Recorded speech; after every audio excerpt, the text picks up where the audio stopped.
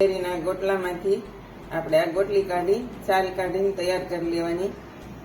પછી આને આવી રીતે ખમણી અને સૂકવી લેવાની છે 2 થી 3 કલાક.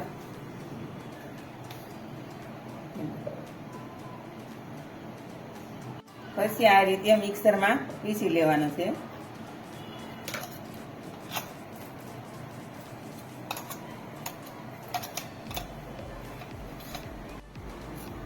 આપણે 1 બાઉલ ગોટલીનો પાવડર છે તો 1.5 બાઉલ પાણી લેવાનું છે. 1 બાઉલમાં લઈ લેવાનું છે.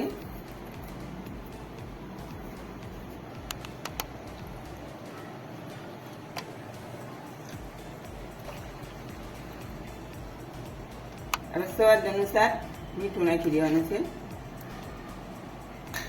1 લીંબુનો રસ,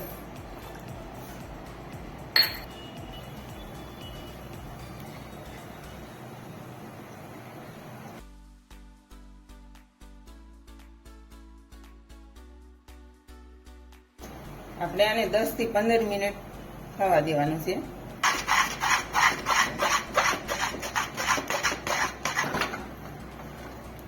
આવી રીતનું થાય ત્યાં સુધી જવા દેવાનું છે. હવે આપણે આને ઠંડુ કરી લઈએ. હવે આપણું આ તૈયાર થઈ ગયું છે તો આપણે આમાં ભરી અને આપણે ઓલી મમરીની પાડી એ રીતે પાડી લેવાનું છે.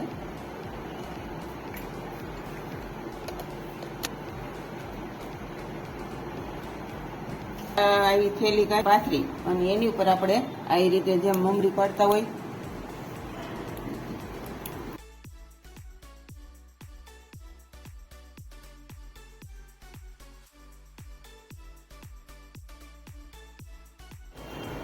હવે આને આપણે 2 દિવસ સુકાવા દેવાની છે.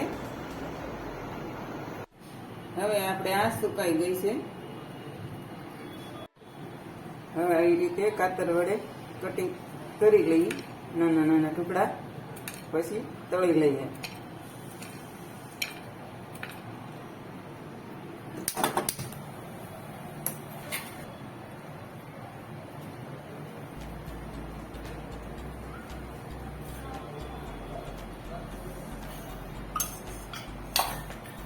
હવે આપણે ગોટલીને ઘીમાં તળવાની છે.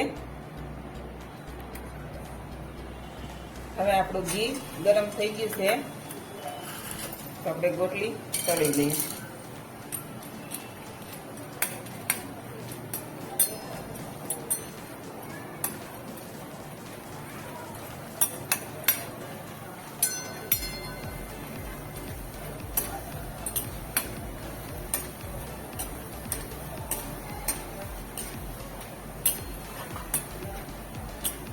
હવે આપણી ગોટલી તળાઈ ગઈ છે, કાઢી લઈએ.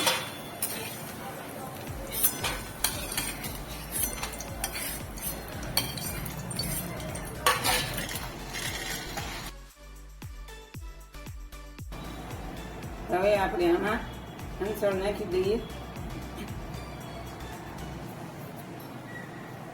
હવે આપણે આને મિક્સ કરી લઈએ.